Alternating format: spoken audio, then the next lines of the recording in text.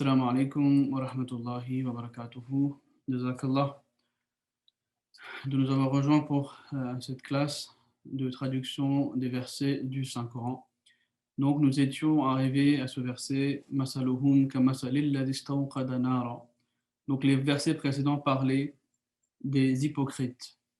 Et les versets à propos desquels nous allons parler aujourd'hui, ces versets parlent de deux types de munafiqin, de deux types d'hypocrites.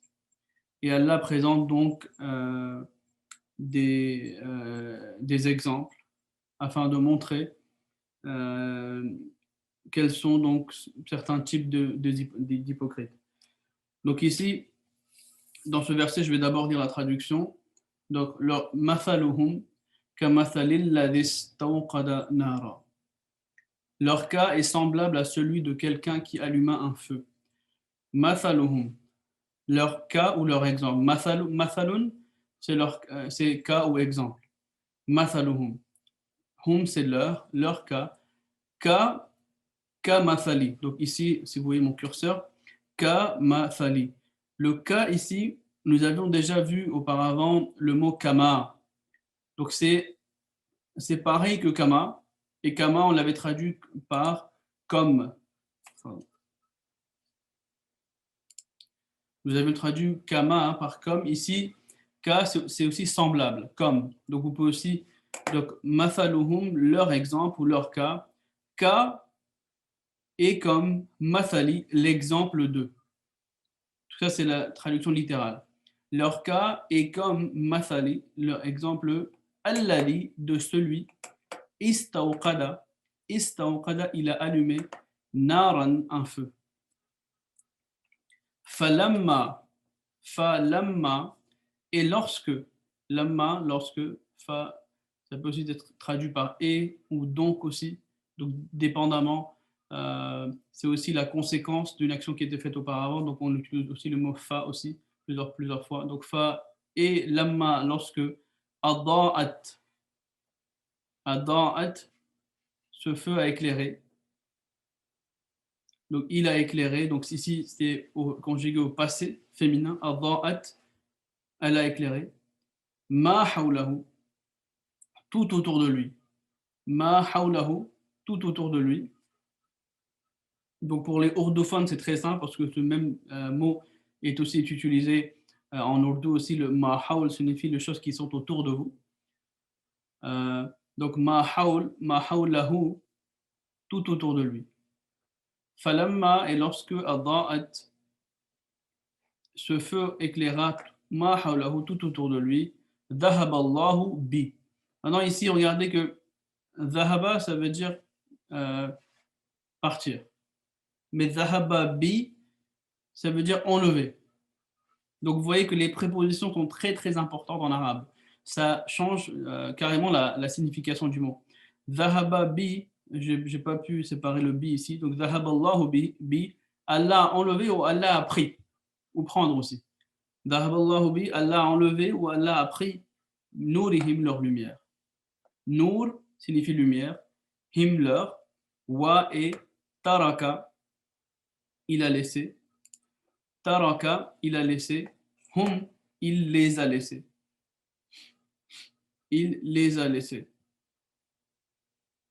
Fi, dans, donc nous avons déjà étudié ce mot, zulumatin, l'obscurité. Zulumatin, l'obscurité. La yubsirun, il ne voit pas. Il ne voit pas. Et même ce mot, si on réfléchit bien, ce mot a déjà été utilisé plusieurs fois dans le Saint-Coran, même dans les versets que nous avons déjà étudiés, par exemple, où il y a le mot absar, absarihim, leurs yeux. Donc ici, du même nom, il y a ce verbe yubsirun, c'est le verbe voir. La yubsirun, il ne voit rien. Et ça renvoie plus au fait de comprendre. Et en arabe, c'est aussi le mot basira, qui vient de ce même mot, qui signifie en fait la compréhension en tant que telle. Donc maintenant, dans ces versets, comme je l'ai dit, pardon, voilà. Donc c'est un exemple que Allah mentionne d'un hypocrite qui de cœur est mécréant. Donc en fait, il est mécréant, mais il fait semblant d'être musulman. Et qu'est-ce que qu'est-ce qu'il fait? L'exemple, leur cas est semblable de celui qui allume un feu, qui a allumé un feu. Et ce feu, quand ils allument ce feu, qu'est-ce que ce feu fait? Et ce feu euh, éclaircit tout ce qui est autour de lui. Et qu'est-ce qui se passe? Allah enleva leur lumière. Donc c'est un feu qui est allumé par les hypocrites.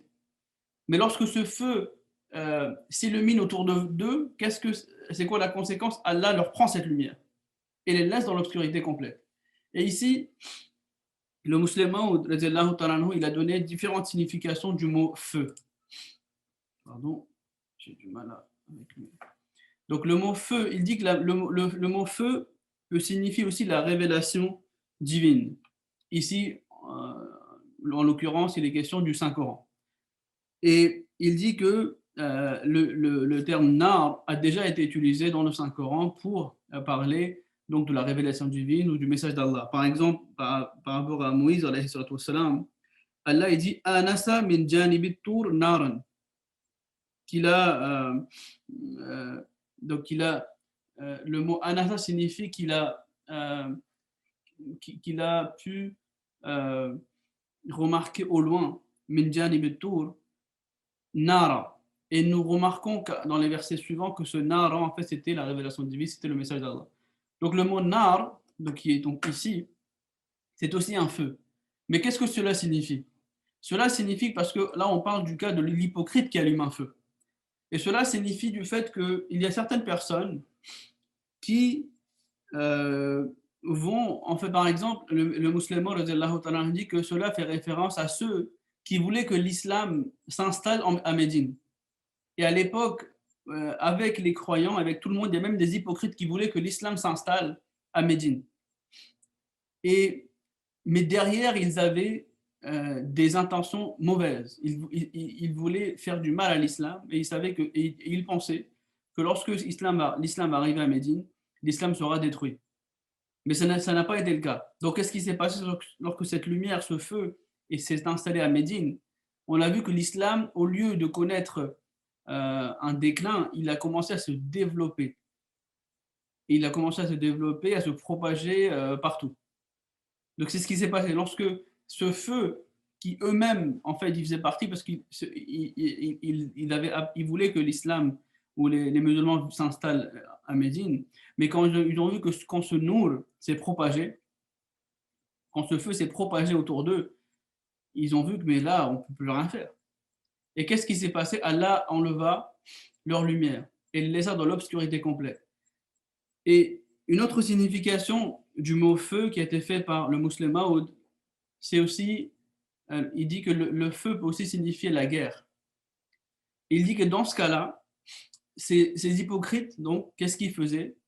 Comme ils voulaient commettre du tort à l'islam, ils se mettaient du côté des ennemis de l'islam et ils pensaient que les musulmans seront détruits après la guerre. Donc, ils voulaient donc c'est eux-mêmes qui ont allumé le feu de la guerre. Ils voulaient que l'islam soit fini. Mais qu'est-ce qui s'est passé? Toutes les guerres défensives que l'islam, donc toutes les guerres qu'ils ont eues dans l'histoire de l'islam, qui sont passées, c'était des guerres qui sont avérées très positives pour l'islam. Et on voit que même si c'était ces guerres, par exemple, les Sahaba ne voulaient pas, par exemple, le Saint-Coran dit que les Sahaba n'étaient pas des gens qui étaient violents, ils ne voulaient pas faire la guerre. Mais lorsque la guerre était donc établie sur eux, là, ils ne s'échappaient pas. Donc les musulmans, au final, c'était des gens c'était une jama'a, c'était une communauté qui avait des gens qui n'étaient pas très, déjà, ils n'avaient pas trop d'argent, ils étaient pauvres, on avait plus d'esclaves, des femmes, etc. Mais cette guerre, en fait, ce feu avait été allumé par les hypocrites aussi, parce qu'ils prenaient le côté des ennemis. Mais ces guerres ont une conséquence positive. Donc, quand Allah dit que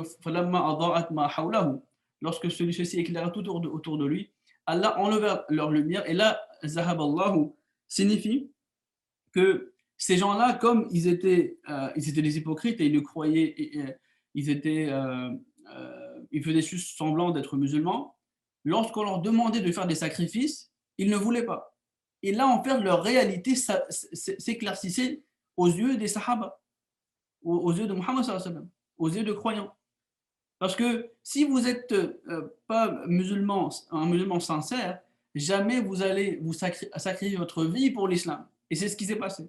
Lorsque ces guerres ont eu lieu, lorsque les musulmans ont eu besoin de se défendre, ces gens-là ne participaient pas aux guerres. Donc leur hypocrisie est arrivée à la surface.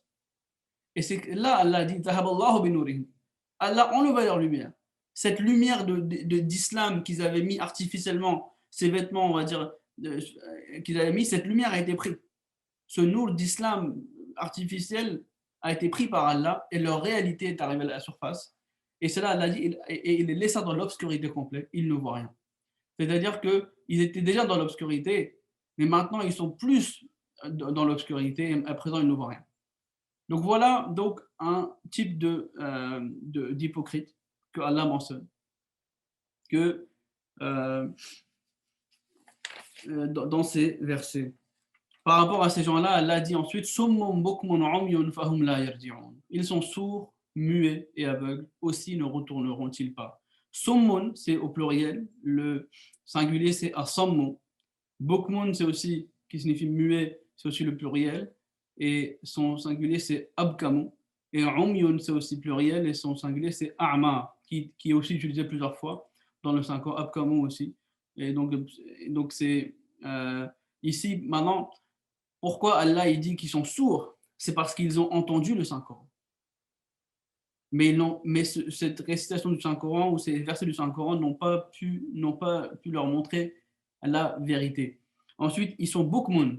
C'est-à-dire que même si c'est des gens qui n'étaient pas sincères, s'ils avaient des doutes, ils auraient dû demander, ils auraient dû poser des questions afin que leurs doutes disparaissent. Mais ils ne l'ont pas fait.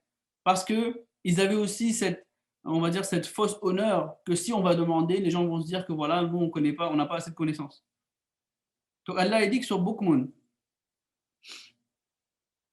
Donc s'ils avaient des doutes, ils auraient dû demander afin que ces doutes disparaissent. Et ils sont umyun, ça veut dire qu'ils sont aveugles. Le musulman dit que pourquoi ils étaient aveugles, c'est parce qu'ils ont vu autour d'eux des gens qui se sont transformés au niveau spirituel.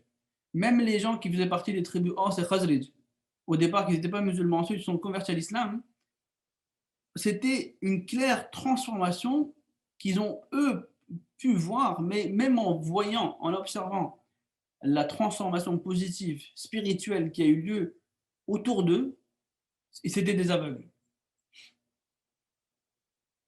C'est pour ça qu'ils sont sourds, beaucoup moins en Il y a des gens qui vont écouter le Coran, mais ils sont toujours sourds. Il y en a qui seront muets, il y en a qui seront aveugles. Même quand la vérité est devant eux, ils ne peuvent pas apercevoir la vérité. Fahum la yarji'un, mais ils ne retourneront pas. La yarji'un, raja'a, yarji'un, ils ne retourneront pas. Maintenant, dans ce verset, le prochain verset, Allah mentionne un autre type d'hypocrite qui était, donc il n'était pas un kafir ou un mécréant, mais il avait une foi qui était faible. Donc nous allons d'abord étudier le verset. Aou, ça veut dire où. Attendez, je vais juste. Donc ici. Je vais juste régler un truc. Donc Aou, ça signifie où. Je pense que je vais d'abord déjà lire le verset. Où c'est comme une pluie diluvienne provenant de nuages, dans laquelle règnent des ténèbres, du tonnerre et des éclairs. Il se bouche les oreilles avec les doigts à cause du tonnerre, par crainte de mourir, et Allah cerne les mécréants. L'éclair pourrait presque leur dérober la vue.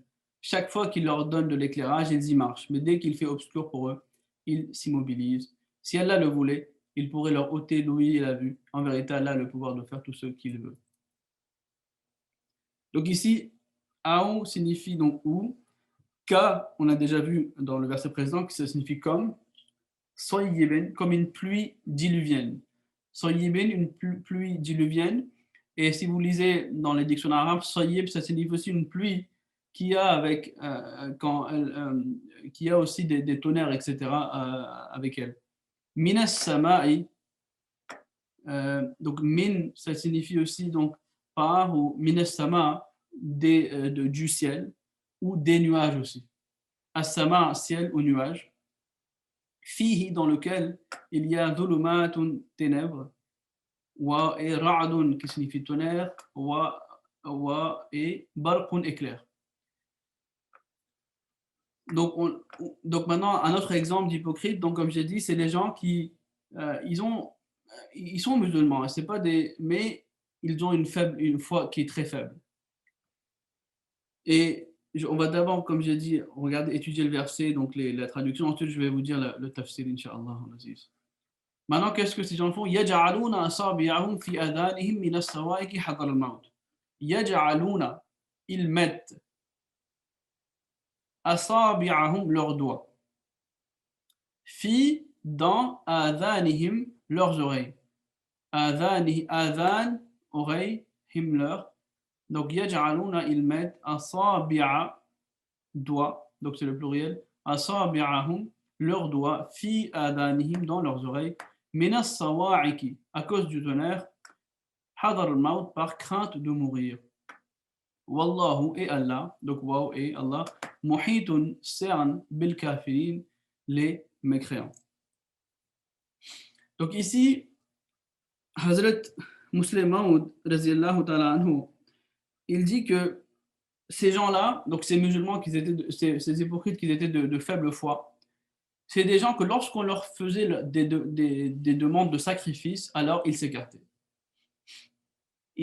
À chaque fois que Allah faisait donc, on leur demandait de faire quelque chose, ils s'écartaient, etc. Mais au fond d'eux, ils savaient que voilà, l'islam c'est la vérité, mais leur foi était faible.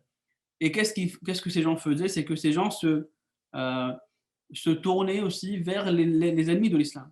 Et quelquefois divulguaient certaines informations à propos de l'islam, mais se disaient que l'islam va être victorieux. Qu'est-ce que ces gens peuvent faire? Donc ces gens divulguaient certaines informations à propos des musulmans aux ennemis aussi. Et se disaient que de toute façon, l'islam c'est vrai, rien ne peut y arriver.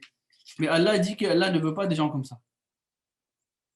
Et donc, qu'est-ce qui se passait? C'est que ces gens voyaient que l'islam va être victorieux, va connaître la victoire. Mais avec cette victoire, il y a aussi certains sacrifices auxquels il fallait consentir. Et ces gens, à chaque fois, ils s'écartaient ou s'échappaient. Et Allah dit que, tout comme cette pluie qui descend du ciel, cette pluie, elle vient aussi avec des ténèbres, des tonnerres et des éclairs. De la même manière, l'islam, vous savez, la pluie, c'est aussi un symbole de rahma, de grâce, de miséricorde. Donc ici, le musulman dit que tout comme la pluie vient, avec la pluie, il y a aussi des ténèbres, du tonnerre et des éclairs, de la même manière, avec l'islam, l'homme doit consentir à certains sacrifices. Et qu'est-ce qui se passait? Ils se bouchent les oreilles avec les doigts à cause du tonnerre par crainte de mourir. Donc ces gens, ils avaient peur, donc ils avaient une foi faible, donc ils mettaient leurs doigts pour montrer, c'est une description du fait que ces gens-là, ils avaient peur de mourir. Ils se bouchent les oreilles. Mais alors que c'est parce qu'ils avaient une foi faible. Et Allah dit yakadul barku yakhtafu absarahum. Yakadul barku yakhtafu. Non, maintenant, yakadu signifie qu'il est proche. C'est yakadu yakhtafu, que yakhtafu signifie dérober. Et yakadu yakhtafu signifie que l'éclair pourrait presque dérober. Donc yakadu yakhtafu, presque dérober. Al-barku, l'éclair. Donc l'éclair pourrait presque dérober absarahum, leur vue. Kullama adaa lahum mashaw fi wa idha azlama alayhim qamu. Que kullama, à chaque fois, adaa lahum, quand il leur donne de l'éclairage, mashaw fihi, ils y marchent. Et lorsque azlama, il fait obscur, alayhim, dès qu'il fait obscur pour eux, qamu, ils s'immobilisent.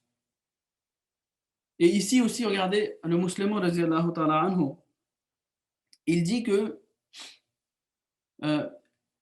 tout comme lorsque l'éclair frappe avec de la pluie, il y a deux types d'éclairs.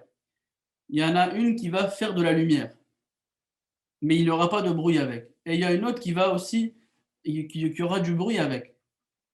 Et il dit que de la même manière, ces gens, lorsqu'ils voyaient que l'islam est en train de connaître la victoire, donc ils se mettaient du côté de l'islam. Mais lorsque, voilà, tout comme, quand on leur faisait des demandes de sacrifice, alors ces gens s'immobilisaient. Non, on ne peut pas. Donc Allah montre, donne leur exemple. Allah dit وَلَوْ شَاءَ اللَّهُ لَذَهَبَ بِسَمْعِهِمْ وَأَبْصَارِهِمْ. Et là où, si Sha'Allahu, Allah le voulait, Sha'a, vouloir, Sha'Allahu, Allah le voulait, la dahababi, il pourrait ôter, comme on a dit, zahababi, prendre. Il pourrait ôter sam'ihim, sam'un, oui, leur oui. Il aurait pu prendre leur oui, wa absarihim, et la vue. Inna, assurément, Allahu, Allah, ala kulli shay'in qadir, a le pouvoir de faire tout ce qu'il veut. Donc ces versets signifient que si ces gens-là restent dans cet état-là pour très longtemps, alors c'est fort possible que ces gens-là vont s'écarter de l'islam une bonne fois pour toutes. Donc il y a aussi certains aspects que j'aimerais mentionner ici, c'est qu'il y a certaines personnes qui peuvent se dire, mais regardez la description que vous donnez, l'islam c'est terrifiant, il y a du tonnerre, il y a des ténèbres, etc., les éclairs et tout, ça fait peur. C'est pour ça que l'islam ou les religions en général sont des moyens qui sèment le désordre donc sur la terre, etc. Et c'est pour ça qu'ils ne veulent pas appartenir à aucune religion. Le musulman, il répond à cela, il dit que regardez, quand la pluie, c'est quelque chose de très important pour la terre, pour la végétation, etc. Elle est très importante. Mais avec la pluie, vous avez du tonnerre, vous avez des éclairs. Et ça s'obscurcit, ça devient noir. Le soleil commence à se cacher. Mais le jour d'après la pluie, le soleil brille plus que jamais. Et vous avez toutes ces végétations qui se développent, etc., etc. Donc, de la même manière, lorsque quelqu'un accepte l'islam, il va devoir consentir à des sacrifices. Par exemple, si quelqu'un se convertit à l'islam du christianisme, et que c'est le seul, par exemple, dans sa famille, peut-être qu'il va faire face à de l'opposition par sa famille. Et dans certains cas, il doit subir une certaine opposition de leur part. Et dans certains cas, il doit même délaisser certains amis. Parce que quand vous voulez changer, vous savez, quand vous voulez changer, eh ben, si vous voulez changer en restant dans le même entourage, ça va jamais marcher. C'est pour cela que lorsque vous acceptez la vérité, eh bien, en acceptant la vérité, vous allez devoir prendre des décisions très claires avec vous. Et des décisions, quelquefois, qui peuvent faire mal. Mais c'est pour votre bien. Souvent, vous devez délaisser un ami, par exemple, qui peut avoir une mauvaise influence sur vous. Par exemple, si celui qui veut délaisser la cigarette, mais tout en ayant cette passion de délaisser la cigarette, il veut rester avec les fumeurs, eh bien, ça va être très difficile, il ne pourra jamais le faire. Je connais beaucoup d'amis, par exemple, qui ont délaissé la cigarette, mais lorsqu'ils vont voir quelqu'un qui est en train de fumer, ben, ils vont aussi lui demander une cigarette. C'est pour ça qu'il y a des décisions fermes que l'on doit prendre dans notre vie. Et cet exemple nous donne cela, c'est que lorsque nous allons prendre des décisions, peut-être au départ, cela peut sembler être très difficile. C'est un gros sacrifice qu'on vous demande. Il y a aussi la tchanda, par exemple. Souvent, les gens ils vont dire, alors, regardez le sacrifice financier aussi. Donc, le sacrifice, c'est normal. Mais ce qui compte, c'est le soleil que vous allez voir le jour prochain. Ces sacrifices auxquels vous consentez aujourd'hui, pour votre demain, pour votre futur, c'est la bonne décision à prendre. Donc, Allah ne veut pas des gens qui ont une foi faible, qui vont juste être avec l'islam quand ça leur arrange. Mais quand ça leur arrange pas, eh ben, écoutez, ils vont s'immobiliser. Non, non, non, non, moi, ça, là, je fais pas, moi. Ça, j'aime pas, moi. Et c'est pour ça que quand les Sahaba ils prenaient la bay'a sur la main du prophète Mohammed, ils disaient que nous t'obéissons dans les affaires que nous aimons et même dans les affaires que nous n'aimons pas. Donc regardez la beauté avec laquelle Hazrat Muslim nous a expliqué ces deux types d'hypocrites. Et maintenant, il y a aussi certaines personnes, je vais aller un peu en détail, ils peuvent dire que comment vous savez que ici il y a deux exemples et c'est pas seulement un exemple qui est mentionné. On peut se demander, parce qu'ici, le musulman a mentionné deux exemples d'hypocrisie, mais comment on a pu diviser ces deux exemples? Hadha Muslim Maoud explique que regardez déjà, dans le premier exemple, on parle de feu. Mais dans le deuxième exemple, on parle de pluie.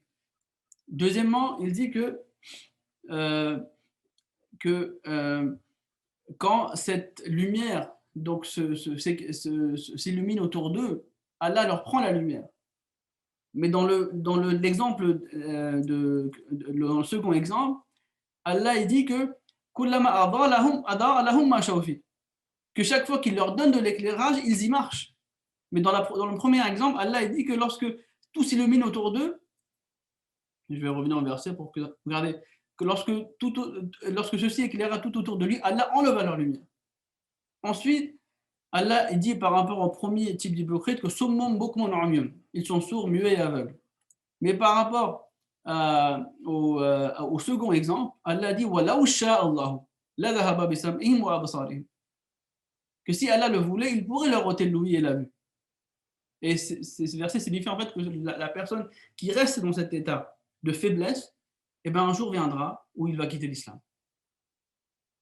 Donc il ne doit pas rester trop de temps dans cet entourage-là. Et ensuite, une autre chose que j'aimerais mentionner, c'est que le deuxième type d'exemple, les gens qui ont une faible foi, le musulman dit que ces gens ont peur de ce que les gens pensent. Au lieu d'obéir à Allah, ils se soucient de ce que les gens pensent d'eux. Ça aussi, c'est une chose qu'il faut réfléchir. Vous savez, quand on accepte la vérité, souvent, il y a aussi il y a certaines choses qui est très difficile à délaisser.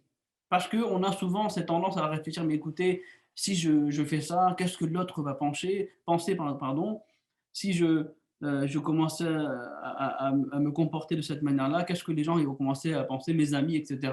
Ils vont s'écarter de moi. Mais là, le problème, c'est qu'on est en train de donner plus d'importance aux gens qu'à Allah. Et c'est pour cela qu'ils sont faibles de foi. C'est pour là que certaines fois, par exemple, moi je dis souvent les femmes, par exemple, vous savez, on vit surtout les femmes qui sont en France, il y a toujours le hijab qui est regardé de travers, on parle sans arrêt dans les médias, etc. Donc, c'est vrai que ça peut être difficile aussi, du fait que voilà, quand les gens regardent de travers le hijab, etc., vous pouvez réfléchir. Mais il ne faut jamais oublier que les gens qui ont confiance en Allah, ceux qui vont toujours, ne va pas les délaisser, ils vont toujours être supportés par Allah subhanahu wa ta'ala. Et il y a aussi certaines tendances. Par exemple, le jeune, par exemple, qui veut délaisser certains amis, ça va être difficile. Mais qu'est-ce qu'il doit faire? Est-ce qu'il doit faire les choses pour plaire aux gens? Parce qu'aujourd'hui, dans le monde dans lequel on vit, qu'est-ce qu'on veut? On veut juste plaire aux gens. Regardez les réseaux sociaux. On veut mettre la meilleure des photos pour avoir le plus de likes, etc. Et pourquoi? Pour avoir le plaisir des gens qui vous regardent sur les réseaux sociaux. Au lieu d'essayer d'atteindre le plaisir d'Allah. Donc c'est vraiment des versets qui nous font pousser à réfléchir. Et le musulman dit que c'est pour cela que ces versets ont été mis au début du Saint-Coran. Pour dire d'emblée qu'Allah ne veut que l'islam l'islam veut que les gens se tournent vers Allah, qu'ils se rapprochent d'Allah et qu'ils vivent une vie où leur objectif c'est uniquement le plaisir divin et pas le plaisir de qui que ce soit. Donc ça va toujours être des choix que l'on devra faire tous les jours. Donc j'espère que Allah nous donne la possibilité à tous de vraiment donc réfléchir sur ces aspects, sur ces versets-là, qui sont encore une fois très importants pour nous. Je regarde juste si j'ai pas oublié quelque chose. Après, il y a certains aspects qui sont mentionnés avec détail, hein. Le fait que, par exemple, les éclairs et les tonnerres, le musulman dit que cela signifie aussi les attaques de la part des ennemis. Ça veut dire que les mu'minines, ils vont faire face à de l'opposition de la part des ennemis, mais ils doivent rester fermes, etc. Donc il y a aussi certains aspects que le musulman a mentionné en détail, mais je pense que pour aujourd'hui, cela suffit. J'espère que cela a été bénéfique pour vous tous. Jazakallah, assalamu alaikum wa rahmatullahi wa barakatuh.